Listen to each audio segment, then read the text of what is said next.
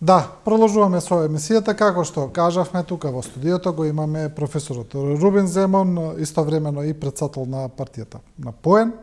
Господине Земон, добро дојдовте во студиото. Добар ден, добро е најдов. Секо задоволство да поразговараме со вас на различни теми, да. Со вас да почнеме со ова што се случува во Србија, тоест со реакциите од она што се случува во Србија. Денеска видовме една вест дека во основното училиште таму продолжува денеска наставата, почнуваат првпат доаѓаат учениците во Рибникар, да. Во Владислав Рибникар, но овие две убиства, два масакри кои се случија во Србија за 2 дена буквално еден по друг, отворија многу дилеми поврзани со општествата, со насилството во општествата, со пораките кои се праќаат, со младите, со психата на младите, со социјалните мрежи, една низа, еден конгломерат на прашања, ми се чини. Да, прво, навистина, трагичен настан, ете се уште не може да се соземиме од тој злочин и таа трагедија се случи кај нашиот северен сосед. Во секој случај, нема зборови како да се опиши ова трагедија. Меѓутоа, веќе време е да поразмислуваме трезвено за сите причини и нормално и последици што се случија од овој трагичен настан. Последици гледаме бидејќи во последно време гледаме све нешто барем во јавноста за чести некакви слични пораки по социјални мрежи, не само во регионов, денеска читав дека и во Полска нешто се случило со Балево нешто слично, не со огнено, него со ладно оружје. Има и во науката тоа, да. Знаете вие подобро од мене и термин тоа, кога се имитира една постапка, како се нарекува тоа, да. Па да, некој синдром, само не ми дикна во моментот. Англискиот ги викаат copycat. Copycat, да, се слушаше тоа повеќе овие денови, меѓутоа јас повеќе би се бавил со причините, не за последиците, веројатно има институции кои што веројатно преземаат мерки да не се тоа повтори никаде и никогаш повеќе. А што се отнесе до причините, сепак мислам дека е посложен, како што кажавте и вие, општествен феномен, што ни се случува барем неколку декади наназад. Се повеќе гледаме дека пред се технологијата, развојот на технологијата, глобализацијата, дека натаму доаѓа до брза размена на информации, на кој што веќе обичен човек не може да ги контролира сите тие информации, колку во еден ден и во една секунда нашиот мозок ги абсорбира. Ако имаме во предвид дека сега кога седиме во овие смарт телефони или на интернет, ние на секој 15 или 20 секунди веќе читаме нова информација и ја забораваме тоа што сме читале пред сат време. Ако не се подсетуваме или ако не сме ставиле некој од бележник да се повторно подсетиме. Така што бомбардирани сме од голем брой информации, меѓу за жал бомбардирани сме и од, да кажеме, вакви информации кои што промовираат насилство, промовираат омраза и за жал сето тоа е пристапно до децата, до младите 24/7, или 24/7 дена во неделата, постојано нема контрола. Значи, сите наши млади луѓе, наши деца, и јас сум татко на 3 деца, веројатно имаме се повеќе и повеќе проблем да, барем докато се малолетни, да исконтролираме што све тие гледаат на социјалните мрежи. Во секој случај, јасно дека нашето општество се повеќе по тие социјални мрежи гледаме омраза, говорна омраза, многу малку гледаме емпатија, љубов, не знам, позитивни херои да се промовираат, се повеќе се промовира некакви негативни, и тоа веројатно ни дава за право да се добро размислуваме, се преиспитуваме каде го водиме нашето општество, не само ние во регионов, нели, во главном во целиот свет. Иако не треба да се исклучи таму, некој може би многу вешто со ова и некаде манипулира и командува и да ни се случуваат вакви настани низ целиот свет. Така што сепак мислам дека мало треба да се вратиме некои традиционални вредности околу што повеќе време да се посвети на семејството, што повеќе време да се посвети на разговор со децата, да се сослушаат децата и тие да не сослушаат нас. Многу малку гледаме време поминуваме заедничко семејството.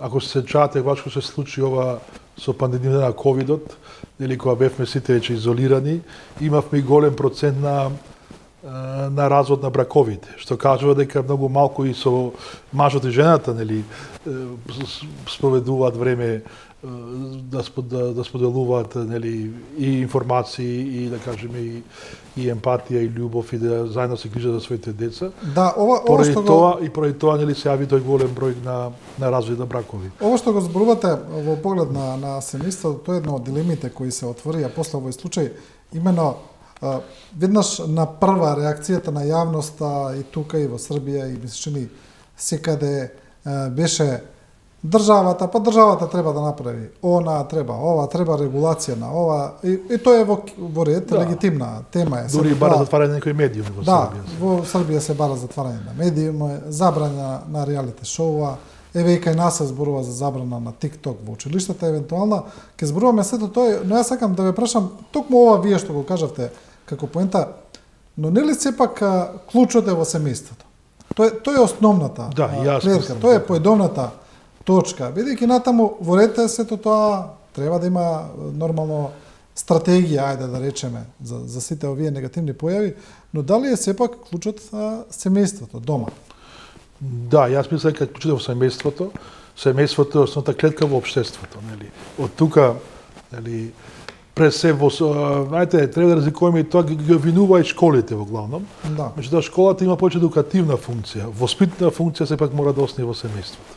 И треба да биде во семејството. За жал, гледаме дека и таа воспитна функција од семејството се повеќе и повеќе се испушташе и се испушти. Гледаме голем број на примери, не само вакви појави, имаме други социолошки, патолошки појави се случуваат во општеството, кои што информирана е јавноста, се слушаат, нели, се разговара, голем број на проекти се спроведени, нели, за во овие неколку децении, меѓутоа, гледаме повторно дека тука некако се губат конците. Мислам дека треба малку повеќе да се посвети време на развој на семејството, малку повеќе можеби да сите се поразмислиме, да го ограничиме тоа, да кажеме, слободно време надвор од семејството, треба повеќе слободно време да го користиме семејството и да нормално постојано, пак ќе кажам, да работиме со децата, во комуникација со нив, да се разменуваат, да се воспитуваат и дека натаму да не се дозволува вакви работи. Иако, пак ќе кажем, и детето што баш го гледаме овој, како се презива, Кецмановиќ, иако кажуваат, мала јас не знам што е угледно се, тоа во наводници угледно семе се кажуваат било, што се подразбира тоа угледно, меѓутоа очигледно дека неговиот татко беше еден од или се уште е нормално радиолозите во Србија, кој што меѓутоа може би немал време доволно да посвети на детето, сем тоа што може би го носел во стрелана, нели, и тоа е, нели, прашање и во кампови. Може би тоа така го компензирал, може би тоа што немало време во семејството. Сега карикираме нормално, меѓутоа. Еве конкретниот пример да го земеме за детето убиец. Имало два моменти каде што да речеме институциите можеле да го приметат. Значи он во школа, барем она во училиште што читаме, бил одличен ученик, добар, мирен, не правел проблеми. Што по притиков веројатно бил на родителите за да биде одличен ученик. Па сега да, веројатно предпоставуваме. И сега таму има еден момент каде што можеби можел училишниот психолог да го примети, а можеби и не, некакви несакани дејства кај него, но сето ова што он го правел, што планирал, значи другата работа само може од дома. Кој може друг него да му влезе во психа и да види токму така каде е проблемот кај него? Поготоа што медицинско лице татко му, нели? Да. Знаете, го слушавте нови и Несторовиќ, нели, познатиот доктор од Србија, кој што иако не е психолог, меѓутоа тој добро каже една порака, вика дека не убива оружјето, убива мозокот кај човекот. Значи, ако нели имаме примери каде што имаме и општества каде што секоја куќа држи оружје, каде што е легално, Швајцарија пример такво општество. Швајцарија секоја куќа има оружје по традиција. Меѓутоа образованието, воспитувањето не е на тој начин да тој зема оружје да оди да пука по луѓето. Немаме случај на масовни убиства во Швајцарија. Да, нема случај. А за разлика од тоа имаме во Соединетите американски држави, на пример. Токму така. Рече се како традиција. Или Чеченија, еден случај пред некој ден, Чеченија е земја која што има најмногу оружје меѓународно, меѓутоа не сум чул Чеченија да има некакви вакви случаи, масакри. затоа што воспитувањето и едукацијата кај луѓето е сосема друго, значи во мозокот е, не е до тоа дали има или нема. И тоа може и вашето прашање околу или коментар околу медиумите. Нели, во секој случај треба помалу да се стави контрола на тоа реалити шоу, кога се гледа, кога што се пушта, колку се пушта, кои ни се хероите од телевизијата, нели, се спомнува после времето тој Голубович, иако јас не сум ги ни досега Тоа е гледал. главната ТВ звезда, да. Главната звезда, не сум ни досега ги гледал. Поранешен криминалец. Криминалец, да. Мислам, не крие он самиот дека бил. Бил на Да, во војната, така ли, во Босна или каде бил? Па не знам дали бил, тој е од она белградска генерација на мафијаши на од Аркани 90-тите. тие, така. Да, да. Знаете што, ова е втор момент кој е исто така интересен, е тоа на кого се восхитуваат младите. Знаете, голем проблем е што за нив е, нели, сленговски речено cool, да бидеш бескрупулозен, безчувствителен, да бидеш Некој што гази закон. некој што гази закон, да бидеш Непримерен. да, непримерен, да бидеш таков, Бунтовник во суштина. бунтовник, па овие што се спотовите слушаме дрога, жени, така Така. натаму. И сето тоа е кул, да речеме, но не е кул ти да си воспитан, образован, да си одличен ученик. Ученик. Да поведаш не на е. превари. И да поведаш, и едноставно тоа е голем проблем. Огромен проблем. Мислам, ваква една атмосфера или ваков еден контекст не е од сега. И сакам да кажам, не е ова во Србија, зборуваме кај нас, е Секаде, да. Значи не е од сега, значи веќе се гради скоро 20-30 години, можеби таква една атмосфера. Можеби и за време Југославија, последните години Југославија вакви некакви, да кажеме, херои испливува на површина и беа, нели, херои во општеството помеѓу младите, нели. И ние во тоа време бевме млади, навистина такви некои херои, нели, ни беа звезди потедно, не беа во јавност, како што се сега во јавност.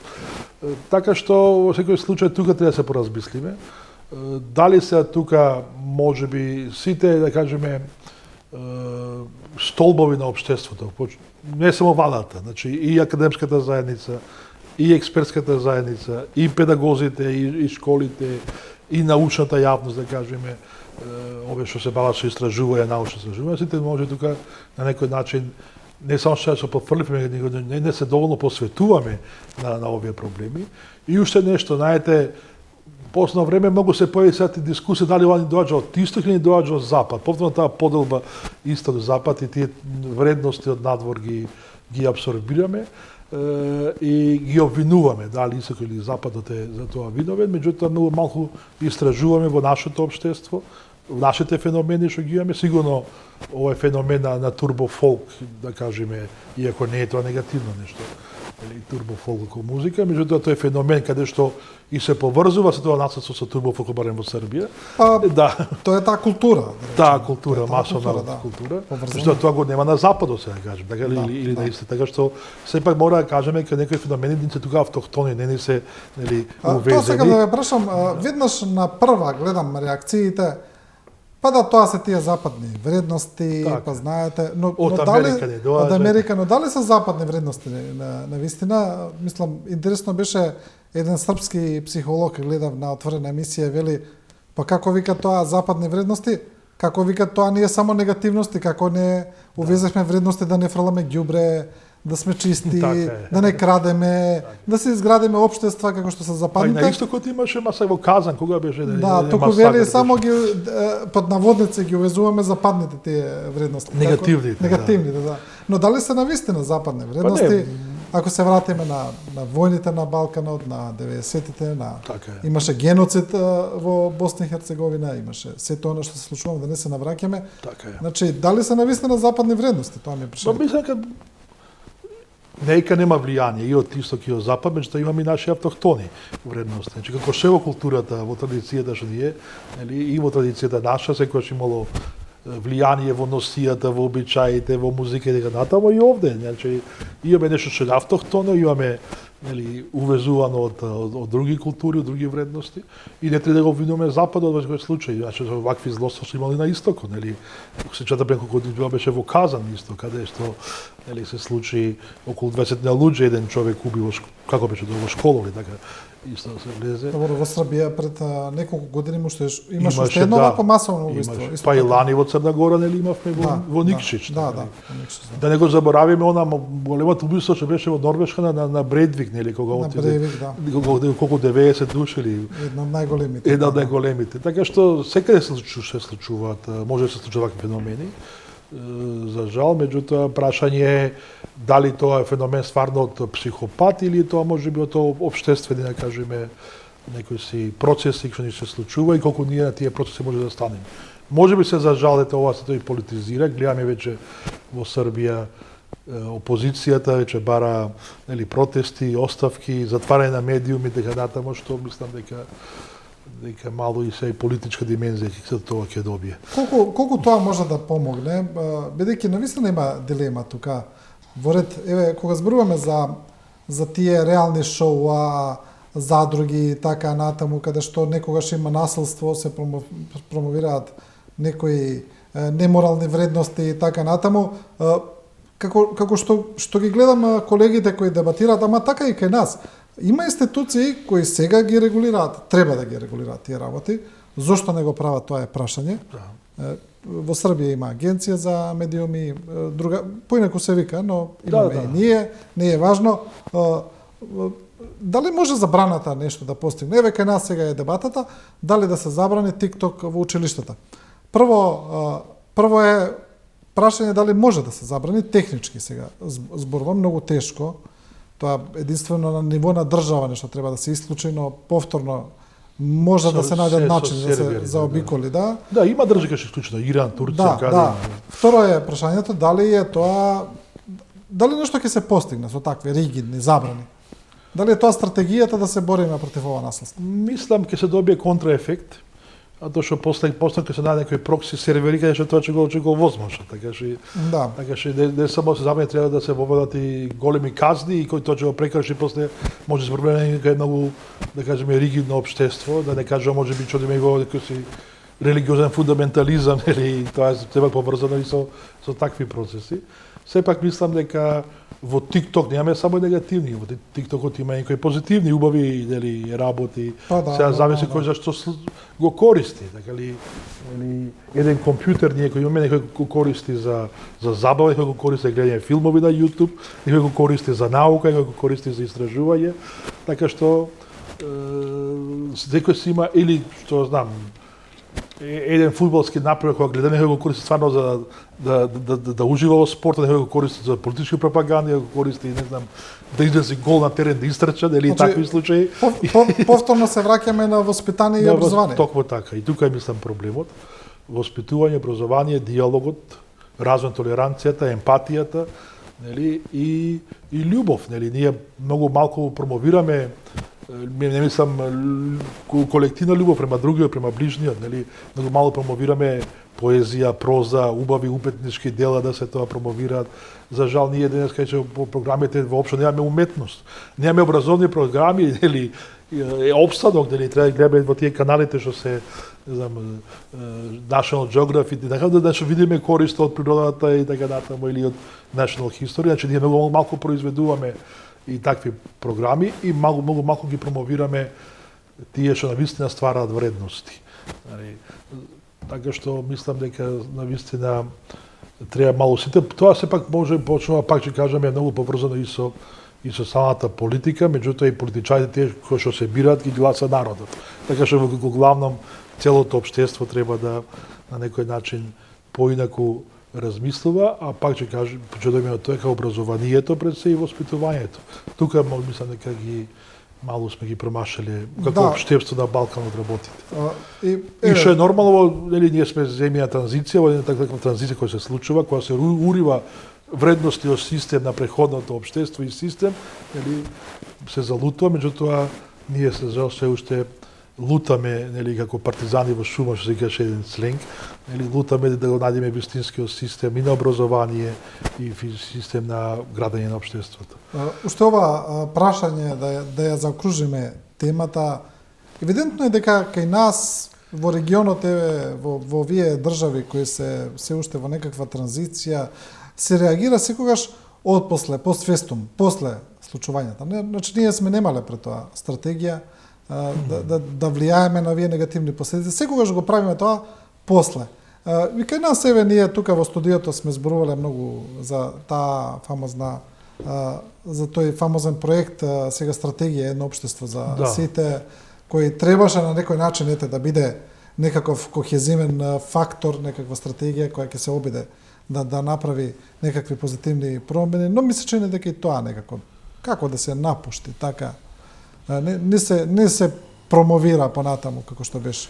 Не се работи, се имаме втора стратегија се спрема, утре нешто во владата има една натрешна активност, вториот драфт е направен на стратегијата, нема да е се едно општество, насловот се предлага да биде нешто стратегија за интеркултурализам и општествена кохезија, бидејќи тоа е едно општество на некој начин политичките партии го напаѓа, не го се прифаќа, а суштината беше да бидеме да некој направи стратегија која што лично прифатат, сите се чувствуваат вклучени во тоа, не да го напаѓаат. Како терминолошки го напаѓа едно општество, и ако некој надвор од тоа не е едно општество, така што мислам дека сега мало овие термините интеркултурализам и општествена кохезија нема никој против. А тоа беа политиките, да се направи вие кохезија во општеството. Сепак знаете, овие резултати не се гледаат веднаш, се гледаат за месец дена, за година дена, 3, мало се подолгорочни, така е проектирано тоа. Значи, ако се направи на споредба како беше например пред 2016 при сега, сепак мора да кажеме дека во општеството ни е малку порелаксирано. Иако има примери, не е 100%, нели. Меѓутоа порелаксирани се тензиите, а нема таа да кажеме омраза горна, омраза барем по медиумите овие што се електронските, на социјални мрежи ја има, нека нема, меѓутоа во електронските медиуми помалку тоа се јавува, немаме тепачки масовни по етничка или по било која нели основа, иако не е исклучено да се повторно тоа појави, значи гледаме повторно по стадионите се јавуваат нели навивачки групи кои што меѓутоа не е толку кажеме сега истакнато таа етничка или религиозна разлика, не можеме некои други разлики се повеќе се политичката разлика се потенцира, не се потенцира етничката. Знаете, тоа се процеси кои што мислам дека свеста малку се подигна. Сите станавме свести дека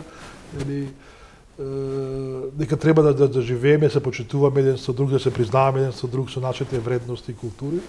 Мислам дека тоа процес ќе продолжи, пак ќе имаме еден инклузивен процес, таа стратегија да биде што поопфатна, што повеќе се вклучува внатре, да сите придонесуваме во тоа. Не е само некој да седи на чека на маса, некој да му сервира. Не, во таа треба да сите чувствуваме да го изготвиме тоа јадење и да сите седиме на маса да јадиме. А некој да седи, некој готви и некој да јади. Само така што символично кажува. Како што велите сега, битно е дали тоа ќе се спроведува понатаму. Па мислам дека се спроведува бидејќи тоа мало че го тврдиме, знаете, пата стратегија беше повеќе интересорска по министерствата да се направат. Сега мало тоа се спусти во општеството. Сега мислам дека мало ќе се повеќе осети и уште на работа. Ни се случи пандемија на ковид, или баш кога почна стратегијата, година и пол ние имавме пандемија, ако не може да се никакви активности. Така што и тоа треба да се има први кога се зборува, кога се оценува стратегијата, нормално ништо не е идеално. И сите на критики се добредодени за нешто се направи конструктивно да се подобри таа работа. Пред сете и во медиумите, мислам дека доста голема улога игра медиумите да малку се намалат тие тензии кои што ги имавме. Не беше поразделено со стратегијата, меѓутоа амбиентот што се направи е малку поинаков од тој амбиент што беше 2016, пред 2016. Да се префрлиме на уставните измени и на односите со Бугарија, таму најнова е тоа што денеска во Софија на Христијан Пендиков, секретарот на бугарскиот клуб во Охрид, му се дава денеска државјанство. Свечено, така ли? И свечено, помпезно се дава од подпредседателката Јотова на така впечатлив начин, очигледно е дека тоа се прави намерно така. Ова се надоврзува и на забраната за влез на Андреј Ковачев, реакциите кои доаѓаат. Се чини дека односите меѓу Македонија и Бугарија не се подобруваат. немаме некаква релаксација тука. Па само мислам дека ескалација. сите ние се надевавме дека во Бугарија конечно ќе се избори влада. Гледам дека тој процес нели е прилично тешко оди. Најверојатно повторно колку што сега ги гледам работи, повторно ќе се оди на избори. Значи не може да се избори влада, бидејќи во суштина за да се подобро работите треба да имаш и партнер од другата страна. Или таму посебно има привремени влади, привремени министри за надворешни, за внатрешни, не знам што како. А сето тоа е нели по според бугарскиот устав, сето тоа го води претседателот Радев. Кога се тие привремени нели механизми, таков е бугарскиот устав. И цело време нели нема соодветен партнер кој што може да се најават по долгорочни стратегии. А ти гледаме се писало Радев и Јотова, нели го прават ова што денес го прават, што кажувате со ова дадањето помпезно на бугарско државјанство. И веројатно се тоа е поврзано со некој поглобални, да кажеме, стратегии за нашиот регион и на таа поделба нели што зборуваме исток и запад.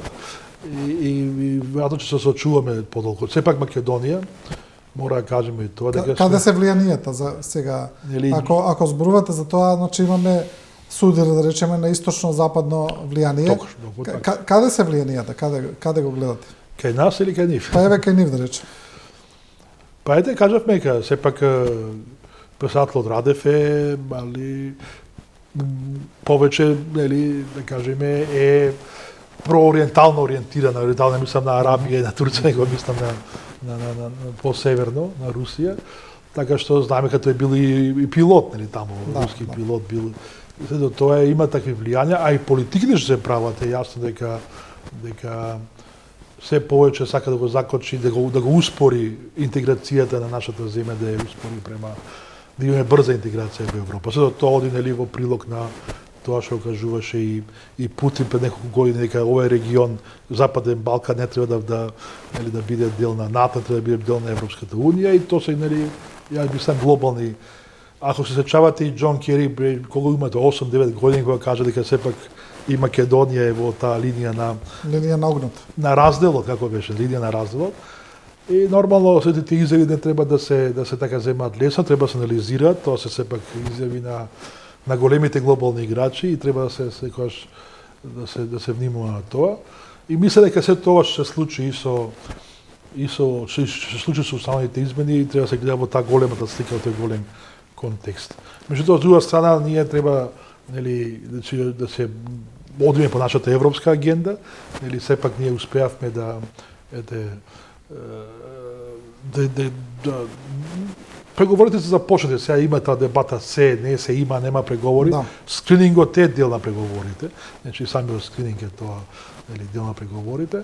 Само што продолжувањето на тие после скринингот преговорите нас не условувано со уставните измени, кој што, и тоа треба да кажеме, ние кои се бавиме, ако не беше сега, ќе беше наредната година, бидејќи првото поглед ќе се отвори погледот 23. Нели? Во тоа поглед 23 е човековите права и малцинските права, и ако не беше сега, ќе беше наредната година истиот проблем. Значи ќе беше можеби Бугарија тогаш ќе ставаше блокада исто. така ќе ставаше блокада. Така што ја не знам дали тоа нема се случи на Албанија, нели ако сега тие почна преговорите, па после тоа поглед 23 се блокира, нели? Па добро, гледаме дека Србија и Црна Гора се на средина и не мрдаат И од нема- средината, заглавени. Поради се. заглавување, да, во некои Поради други причини, да. Други Добро, процеси, кога- со корупција. А, Меѓутоа ние тука сепак можеби една година порано го се соочуваме со тој проблем, да кажем. Така што не е само нели со Бугарија, нејќи Македонија ги има нели барањата на египчаните, на торбешите, на хрватите, црногорците уште подона за прв пат државата Бугарија го постои прашањето на бугарската заедница, која што реално постои во Македонија на сите пописи 48 година Се појавува, да. се појавува бугарска заедница. Така што не треба тоа да го политизираме, тоа е чисто прашање на човекови права. Сега нормално се постави прашање на реципроцитет со македонците во Бугарија, дека натаму, меѓутоа за тоа мислам дека треба да се бориме, че треба да се направи друга стратегија и тоа треба повеќе да биде поттикнато од македонците во Бугарија, што да се чека од државата Македонија, бидејќи не сме ние во иста позиција со Бугарија. Знаете во како, овој кога зборуваме еве за уставните измени, па дури и опозицијата, опозицијската ВМРО ДПМН, која е најгласна во противењето на овие уставни измени, дури и они велат Немаме ништо против бугарите да се стават во уставот само по себе Да. како чин, нити тоа представува некаква опасност за Македонија, но велат против сме да се направи на ваков начин. Со уцена, со диктат од страна на соседна Бугарија, под притисок, за нив е спорен тој момент. А ова другото ми се чини дека меинстрим политичките партии, од прилика сите, никој не вели дека тоа е нешто опасно или штетно. Сега, би ве прашал за ова. Значи, моментот каде што Македонија го потпиша Преспанскиот договор, знаеме како беше сето тоа, во какви едни драматични случувања и после него што се случи со промената на уставот, што се случуваше и ветувањата со Преспанскиот договор кои не се исполнија за државата. А што не е исполнато? Па не станавме членка на ЕУ. Не ги почнавме преговорите со ЕУ. Значи, беше НАТО и ЕУ. За ЕУ добивме нов услов. Па, Значи, со добро, Преспанскиот... че секој што ја знае паметките за членство во ЕУ, го знае колку тој пат е, или се многу препреки, се многу така. Сепак НАТО и ЕУ не треба да ги изедначиме како институции. Добро, но такви беа ветувањата тогаш. Процедурата за во НАТО беше многу поедноставна, тоа се одеше по парламентите, нели, како беше. Нормално се исполнува претходните услови, меѓутоа во случајот со иако со НАТО истигавме нели блокада нели 2018 година, меѓутоа ова со ЕУ сепак се многу други критериуми, да не се ние очекуваме бидејќи ние дававме во наводници жртва, сме го дале нели додавка сме ставиле, дека ќе поминиме ни сите тие филтри така, значи корупцијата мора да ја решиме. Нели? Не, и тоа е друго, други но- проблеми што ги имаме во нападот за ЕУ. Значи, Тоа е тука- друго, но никој не очекуваше дека повторно мора да се менува уставот со етнички барања. Ја Тоа е очекував прашањето. тоа, ние постојано тоа сме го кажувале уште од 2001 година, дека преамбулата мора да се промени. Сега ние што тоа не го сменивме кога имавме Преспанскиот договор, иначе имавме тогаш иницијативи дека требаше да смени тогаш преамбулата со Преспанскиот договор, иако се смена во делот таму со АСНОМ, меѓутоа не се отвори ова прашањето друго со другите заедници, како вече ние добиваме многу извештаи од Соедна Европа, поготово околу прашањето на нееднаквоста на сите заедници, нели? Или сега- едноставно, ете зборуваме за тој за хрватскиот пример, значи Хрватска беше на истото, да кажем, истиот предизвик 2000 и која беше и втора година или пета година се сеќавам кога се 2003-2004 се промени устав во Хрватска, кога се ставија уште 24 заедници, нели 21 заедница во хрватскиот устав. Тоа ќе им каже на Хрватска. Значи вие немате право, тоаш беа во уставот, нели италијанците беа, не знам, австриците, маџарите, Сите што се играат во Хрватска не беа како- србите и не беа и другите заедници, тоа вие немате право како да правите, по кое право да го правите, тој кажа да Хрвативе. Или сите или никој. Така што и за нас е истиот, со кој ние право ги имаме, не знам, србите ги имаме Хрватите, по кое право? Нели, или имаме бошаци, имаме црногорци. Нели, значи, ние тука малку да размислуваме трезвена работа, не само некој ни прави притисок. Значи, ние не смее да правиме дискриминација према никој по етничка основа. Но ми се чини, еве повторно ќе кажам Да. дека за самото тоа менување на уставот никој нема ништо против. Тоа е тоа. Но како што вели еве Ама опозицијата, тоа беше во каналите, нели, на дипломацијата, пошта, во извештаи на Соедна Европа, читате ги сите извештаи на рамковата конвенција за национални малцинства Соедна Европа од 2002 година наому, секојаш се проблем се споменува во тие 5 извештаи, на циклуси од 5 години тој извештај, се споменува. Сега ние што не ги преземавме тие мерки, не ја вршиме наша домашна работа, тоа е друго прашање. Меѓутоа тоа на маса кога тоа ќе дојде. Добро, и но ние во- како претседник Ипчани знае дека кога тоа ќе дојде тоа на маса. Или со преговори. да, но контекстот со Бугарија е поразличен. Тоа е друго Тие, прашање. значи поставија некои историски барања, некои дискриминаторски Што барања. ништо не им прифатија. Донесува една декларација во бугарскиот парламент прилично Која ја дискриминаторска. сменаја, ја променија. Да, но сето тоа е во контекст на ова и сега Бугарија бара и да се смени устава. Затоа прашувам, Не бара Бугарија, бара Европската комисија. Значи ние имаме добро, нели француски според предлог, францускиот предлог, да. да речем, меѓутоа официјално во документи тоа е став Тоа е став на на Европска Европскиот унија, совет. да. Нели, не е тоа француски предлог или бугарска барање. Значи на овој советот на Европската унија, односно Европскиот совет и Совет на Европа, тоа се две различни, нели народов не знае тоа. Да. Совет на Европа е друго, а друго е Европски совет. Европскиот совет е при Европската унија, таму се сите овие, да кажеме, министри на дворешни работи. Нели таму за тоа да станаа 27 земји.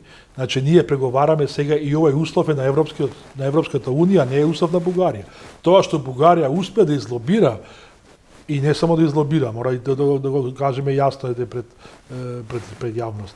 Тоа што Бугарија имаше многу максималистички барања, јазикот, историјата, идентитетот, и така натаму, меѓутоа на крај се сведе како европски предлог, се сведе само Бугарите во преамбула на уставот, што за мене е пораз за Бугарија тоа, од таа позиција која тие трнеа.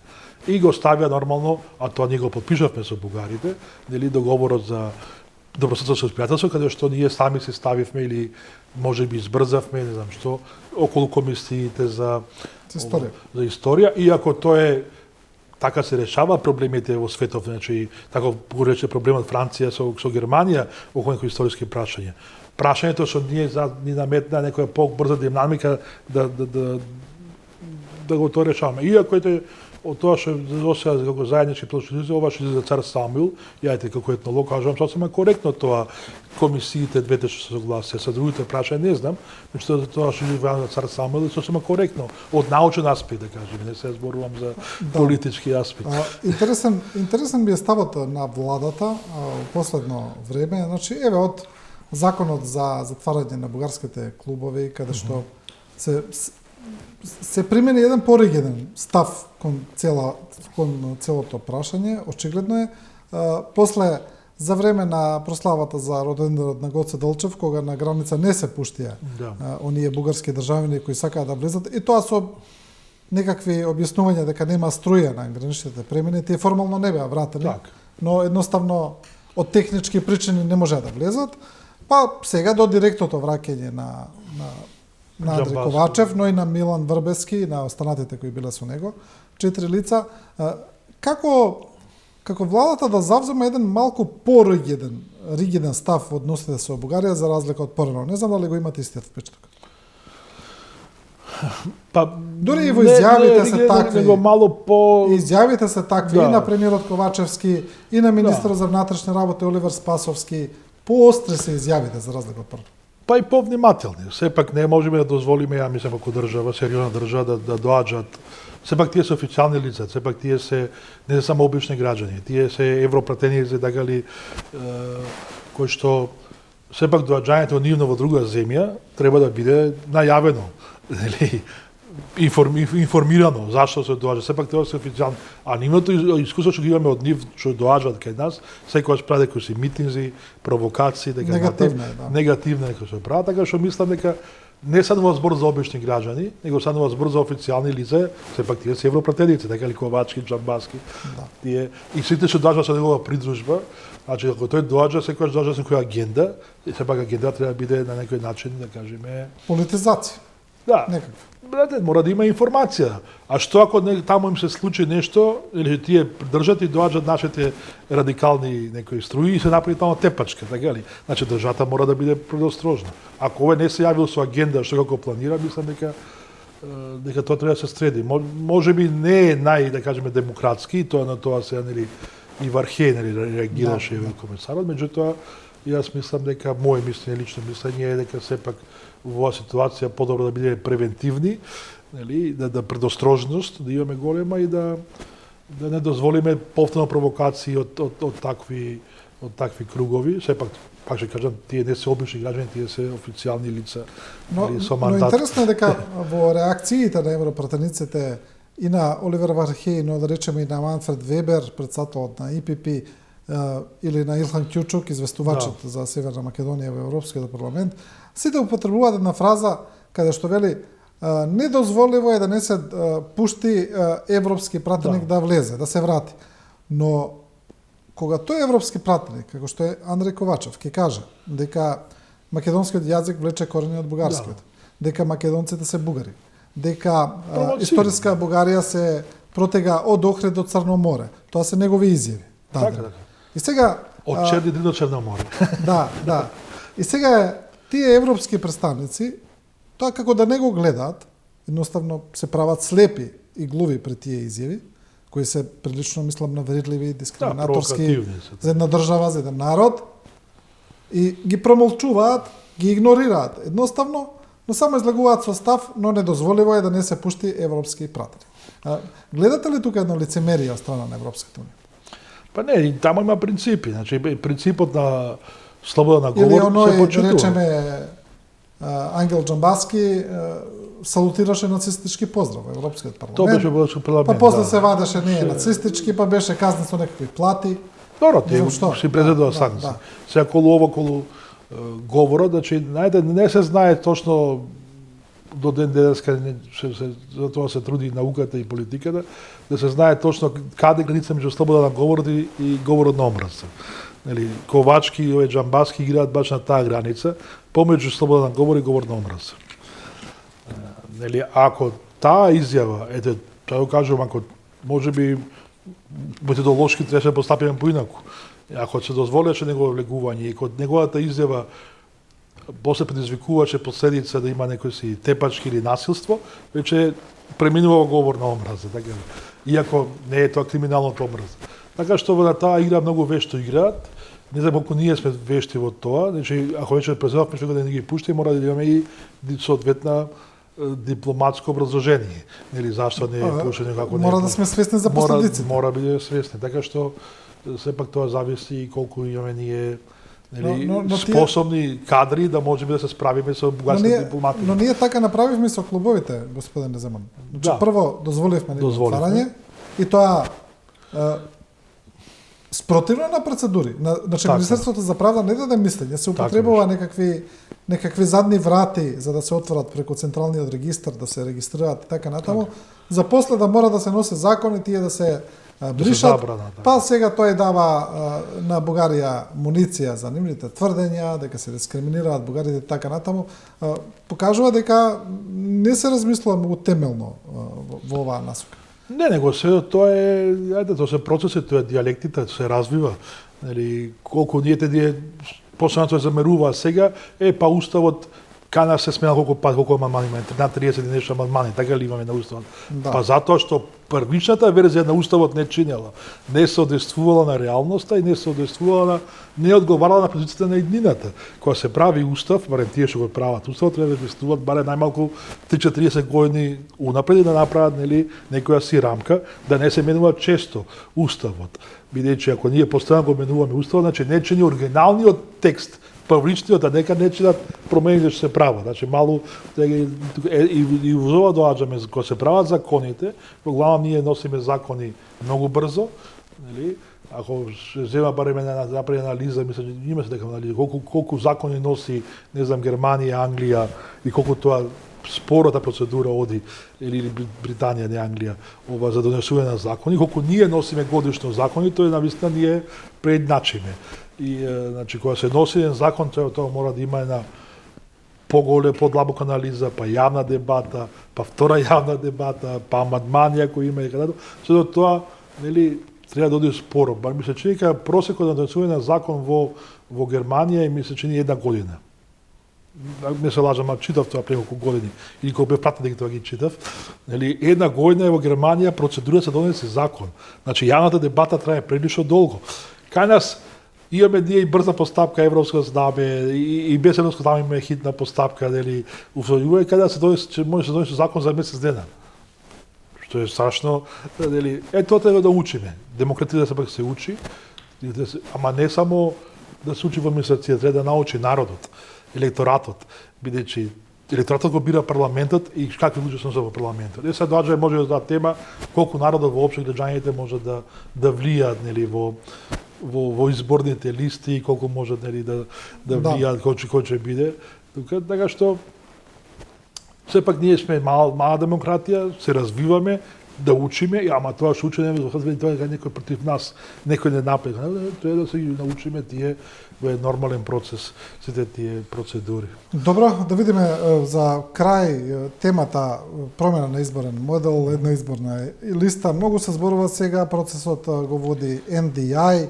Некако се зголемија надеждите дека конечно ќе се смени изборниот модел, веќе као начално сите партии даваат некаква согласност со одредени своји модификации или барања.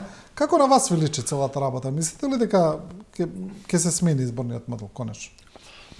Па јас бев од тие претеници од преходниот парламентарен состав кој што бев од тие подписници 17 што бевме баравме да беа два закони. Едниот закон беше за една изборна единица со отворени листи, а вториот беше за локалната самоуправа. Бидејќи сакавме во наредните преходните локални избори да бидат со отворени листи, да прв пат тоа се спроведе. Така што во моментов мислам дека иако има јавна дебата, убаво се разговара, меѓутоа мислам дека немаме усогласеност, нема консензус, не се усогласени интересите на тие барем што се главните играчи во таа работа. Може би притичокот на јавноста може да придонесе, сепак мора да бидеме свесни дека јавноста, мнозинството на граѓаните се за промена на изборниот модел во една изборна единица и отворени листи.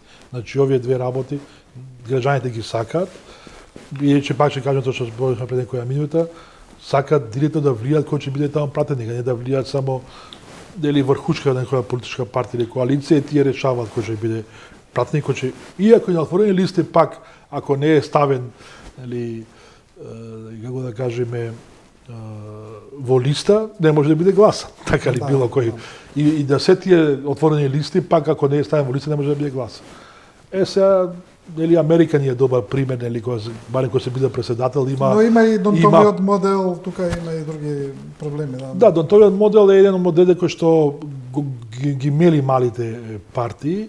Цело време слушаме и во кампања слушавме од големите лидери, не гласате за мали партии, бидејќи гласот ви оди во неповрат. Меѓутоа, тоа исто така е дискриминација, тоа како ти можеш да кажуваш, а не го менуваш системот. Ти знаеш што ти е аномалија, значи најнеприкосновено е граѓанинот сам да рече кај ќе гласа, а не да му кажуваш не гласа таму, гласот ќе се оди во неповрат. И нема ти биде вреден гласот. Па ти самиот си го правил тоа да... Значи, или порака до тие што сакаат да гласат за малите партии, да ги охрабриме, тогаш да гласаме што повеќе за малите партии, за да дојдат малите партии биде фактор. Бидејќи постои тоа точно стравка и луѓе кога нивниот глас ќе оди во неповрат. Меѓутоа, ако имаме ние доволен број на гласи за малите партии, тоа ќе се смени нешто. Се Донтовиот модел е тоа што ги загрозува малите партии, се зборува се за новата формула. NDI точно го прокламира тоа, бев за таа трибина, како се вика, Хоне, како се вика, новата формула. Да. Што мисля дека не е баш најсоодветна, NDI го прокламира, мисля дека најсоодветна за малите партии, дека наречен модел со најголем остаток на количникот, да не објаснуваме, ако не имаме време да тоа го објасниме, тоаш баш ги афирмира по малите партии тие гласови да бидат навистина факторизирани. Иако гласовите се тие, меѓутоа формулата на делување е тоа. Сега ова што кажуваат праг, излегува со праг, сега дуи прифачаме една единица, 5% праг, тоа е висок праг. Нивното објаснување дека со тоа ќе се добие стабилност во правење на владата. Гледаме се во Бугарија. Да. Во Бугарија, колку не таму? 4%, 5% колку е прагот во Бугарија? Па не знам точно. 4-5% во Бугарија. Меѓутоа 5 избори поредно може да бидат влада. Значи не е тоа аргумент да се стави прагот. Бидејќи на крај на краиштата кај нас со 5%, значи многу мали околу партии нема да влезе, да. 50.000 гласа ќе треба прилика. Ај се и тоа е прашање. 5% од избирачкиот список или 5% од изразени гласови? Од изразените, да. Од изразените, тоа значи околу милион отприлика излегуваат кај нас, треба 50.000 гласа да има една листа, што е големо. Бидејќи ако е од избирачка список е невозможно. Кај нас еден пратеник во просек треба 7-8 гласа и додека дојде до 50, тоа значи тој може да има 45 гласа и се доби 45 гласа ги изгубил 8 пратеници, замислете. Да. Тоа е голема, а зашто? За да ги добие дуите 8 пратеници, па тоа ни кажеме се арам пратеници. Ти не си ги добил тие гласови, а сега ќе да ги земиш. Можеби грчкиот модел е добар да добијат бонус. Во грчкиот модел колку има се проделува, меѓутоа да се прави влада, им даваат бонус 20-30 пратеници. Ако тие сакаат, тој што е првиот да има, тоа ќе му дајме бонус, ама не да зема арам пратеници. Замеси тоа арам пратеници. Днес ти си се добил 70 гласа, нели? Овај добил 40 гласа, сега 40 гласа не добил ни еден пратеник, а треба да добие 8, нели? А овај 70 гласа сега, па ќе го комбинал прагот, ќе добие, наместо да добие колку ќе доаѓа таму 10, ќе добие 15. Зашто ги добие 15? Кога ќе нема тие гласови? Тоа ќе направи прагот. Да го ставиме ние праг, било колку, 1, 2, 3, 5%, тоа се арам пратеници. Или имав една колумна за тоа. Знаете што е арам, нели? Значи, не си ги заслужил, нели? Не си ги заслужил. Незаслужени пратеници ги добиеш. Немаш гласови, се добил пратеници. Тоа дава прагот. Така што убаво да има дебата јавна, да се слушаат повеќе експертски мислења и ја по моје мислење е најдобро да имаме една изборна единица, отворени листи без праг. Тоа е најдемократското нешто, иако може се во табулација, тоа може да биде проблем. Или сепак една изборна единица да не е само, да кажеме, во листите, може да останат, не знам, 4, 5, 6 изборни единици за во листите, нели, за да сепак има некој си регионално влијание околу, да кажеме, кандидатите, меѓутоа кога ќе се табулираат, кога се собираат, да биде како една изборна единица. Зашто кажувам тоа? Меѓутоа на се случи неколку примери. Имам последните избори. Значи на ниво на држава една политичка партија добие 30 гласа, да не добие ни еден пратеник, бидејќи така се расфрлани гласовите. Така. Значи ако тој добил 30 гласа, тој мора да добие 3 пратеници. Ме разбирате? Сега, ако има тој модел, ми се чини нешто слично и во Косово, за да добиеме, да граѓаните ги познаваат по региони, нека биде пак листите да се бидат по 6, меѓутоа кога се во парламенти мора ги добиеш тие пратеници. Ти си добил, така ли? Сега самата партија ќе рече во на гласовите, кои ќе бидат тие тројца што ќе одат. Така ли? Дали ќе од 5 или од 4 или од единица, не е битно, ама ти ако си добил 30 гласа, ти мораш да одиш во парламент. Така ли? А не да немаш ни еден пратеник, дека имаш 30 гласа. Господин Земун, ви благодарам за учеството на уште едно студио 10. Благодарам на вас, ми беше задоволство.